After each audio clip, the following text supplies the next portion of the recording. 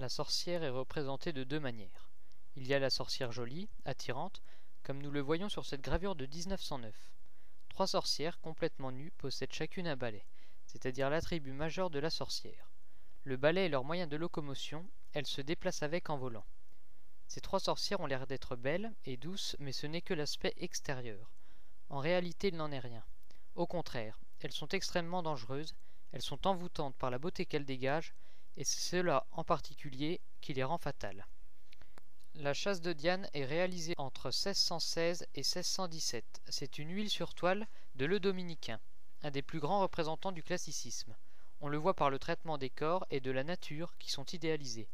Une œuvre harmonieuse, chaque mouvement appelle à un contre-mouvement.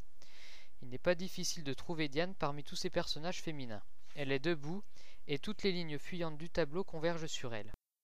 Diane est une déesse romaine, fille de Jupiter et de Latone. Elle est identifiée par les Romains à l'Artémis grecque. Elle obtint de son père de ne jamais se marier et Jupiter, lui donnant des flèches et un cortège de nymphes, la fit reine des bois. Sa principale occupation était la chasse. Par ailleurs, le tableau est très coloré, la lumière est très présente et Diane est l'un des personnages les plus éclairés. Une sorte de gaieté anime la scène.